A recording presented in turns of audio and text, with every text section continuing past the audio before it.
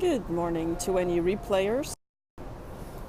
And if you're a replayer, don't forget you can still participate in the broadcast by tapping on the screen. For hearts, you can share the broadcast with anybody that needs to hear this message. And of course, if you have any questions that you weren't able to ask, you can follow me on Twitter at joannazarach. You can find me on Snapchat at joannazarach, and you can ask me questions there, whether they are for for this topic, or you're just any financial questions that you may have, then you can find me there. So welcome to anybody that's joining live. And if you're new to me, I do a daily money habits broadcast at 10 a.m. Central Time, 7 days a week. And I do that because I firmly believe that if you develop better money habits, in addition to your money mindsets, you can accomplish your financial goals a lot easier. So, hi Dee, how are you? And so I do think that money skills take practice to develop it, and then also money concepts take some time for you to learn. And so one of the things that I want to talk about today is on Fridays I talk about fees. And one of the things that I've been talking about this week is the combination of what I want to call mental math and lack of knowledge. And there's a lot of myths out there.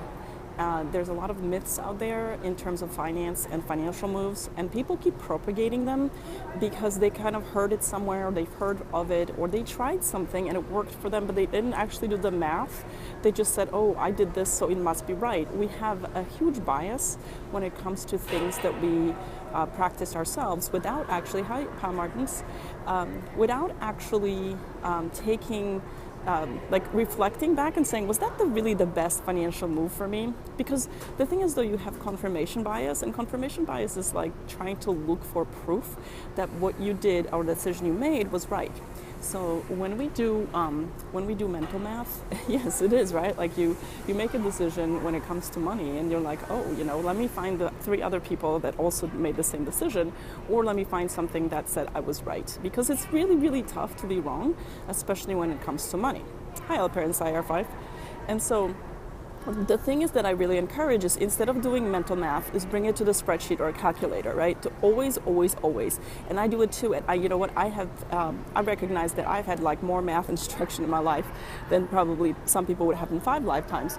And even I know I suffer from kind of the mental math bias, which means that I think I have the right answer, and I'll do the math in my head. And so like I'm typically in the right direction, but I need to bring it to a spreadsheet to be absolutely sure, because the devil's in the details.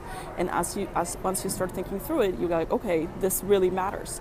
And I've had some very, very big aha moments in the last few weeks as I actually try to create spreadsheets to convey things to people, to say, look, this is what I've done, and or this is what I recommend. And I ask myself, well, how am I going to prove it to someone, to convince them to follow this path, when there are like 5 other voices that say something completely different?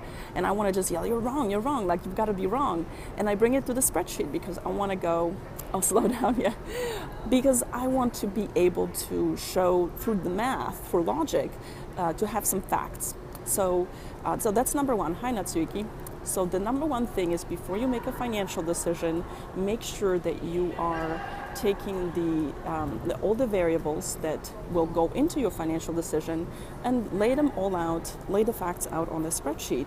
And you want to get all the numbers, so look up the facts, whatever part of the equations there are, look them up, whether it's interest rates, whether your assumption on your marginal tax rate, whether it's the time, your projected income, your projected cash flow, whatever the details are, get all of them in one place, then put them in a spreadsheet. Even just typing out numbers, even if you're not doing the math, is going to tremendously inform your decision. So, and then I know not everybody's a spreadsheet versatile as I am, and that's where I go, okay, find someone who can help you walk you through that.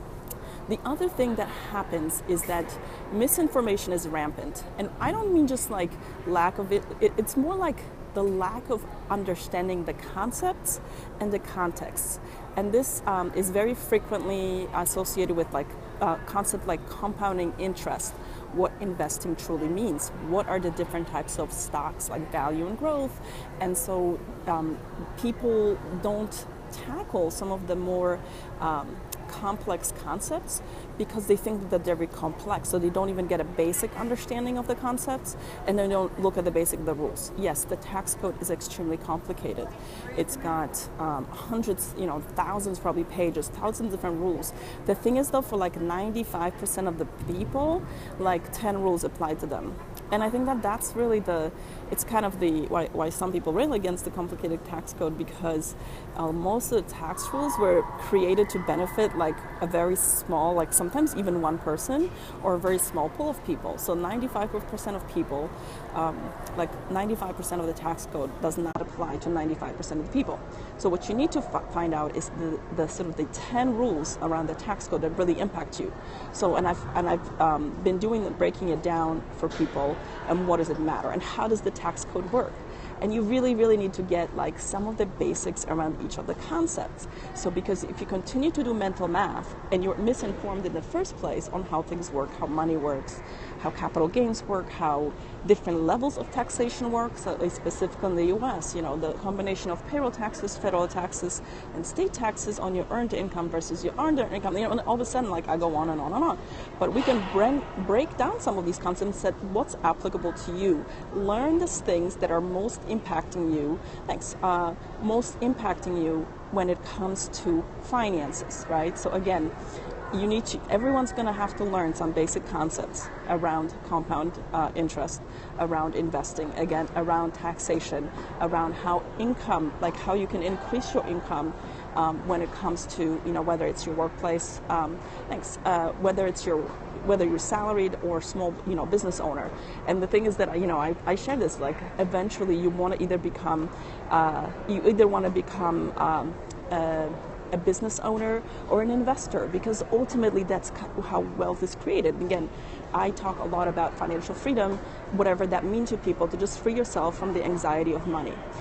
And they're taking what you learn in your job, in your salaried employment, like all those apprenticeships. You should always be learning things so you can figure out how to apply it to the next level.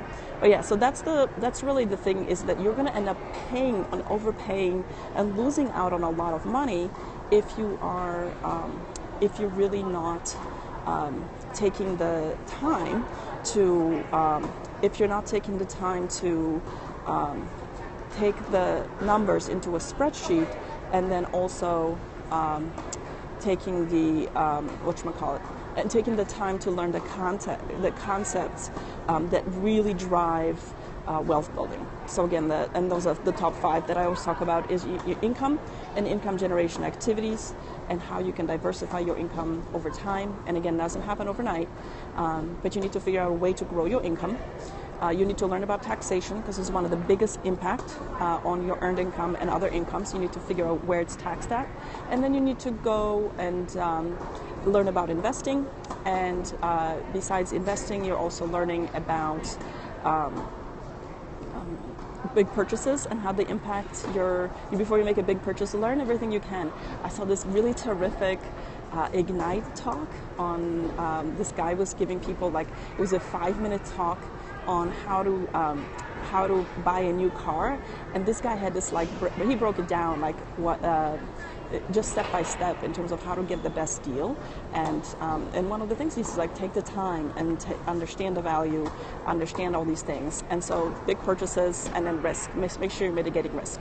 So again, thanks a lot for anybody that was able to join, and for participating and for listening. And next time you're making a financial decision, make sure you're, first of all, get all your numbers down and put them in a spreadsheet. So don't rely on mental math to make it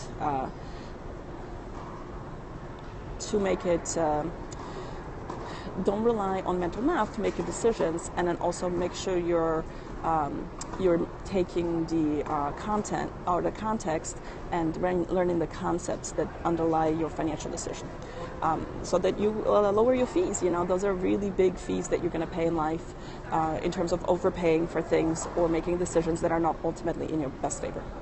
Thanks a lot, everybody. I will see you guys tomorrow. No Money Matters tonight. See you guys tomorrow morning, 10 a.m. I'm here 7 days a week, and I'll be here at 10 a.m. Central Time. Have a good day. Bye.